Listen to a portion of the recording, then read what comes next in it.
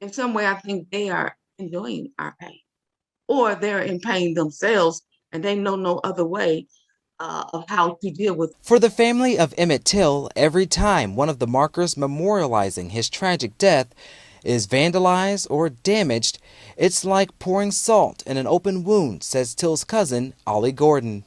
Prior to and before going through the pain that our family suffered, and we still suffer it today uh, with the desecration of the signs, the markers.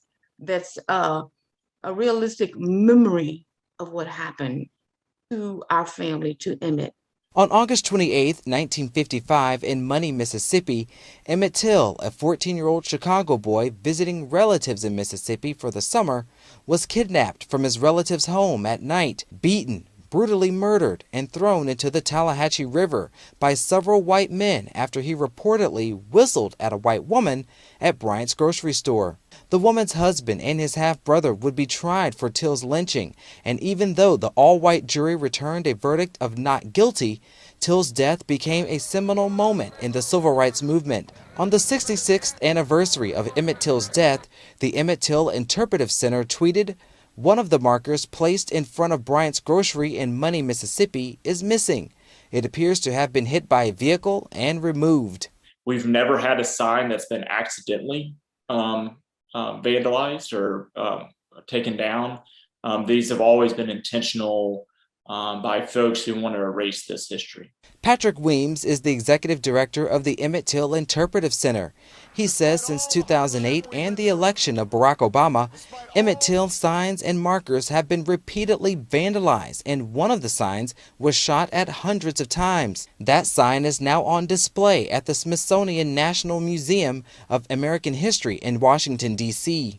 Weems says the desecration tends to mirror the national conversation on race. Heading into the 2016 election of former President Donald Trump, the signs and markers also saw an uptick in vandalism. This idea that we needed to change the physical and cultural landscape of our community. And as soon as we started putting them up, they started coming down. We've had signs that have had acid thrown on them. We've had signs that have been shot up. We've had signs that have been actually thrown back into the Tallahatchie River.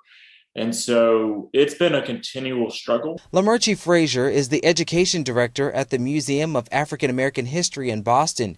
She draws parallels between the murder of Emmett Till 66 years ago and the desecration of markers memorializing him still happening today. But what I do like to focus on is this idea of white possessive thinking, the possession of land and property by kidnapping and theft. It does not rest in each and every incident that is oppressive.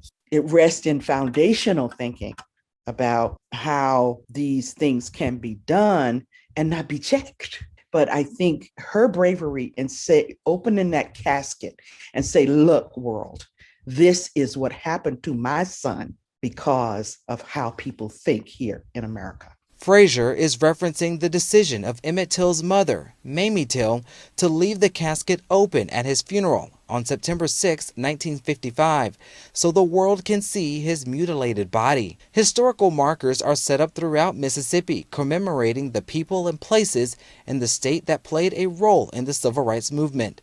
Several of these markers are directly tied to Emmett Till. 2 signs are owned by the state, and 8 others are managed by the Emmett Till Interpretive Center. Not just to assume that this was an innocent accident. This happened on the anniversary week, 66 years to the date of the murder of Emmett Till.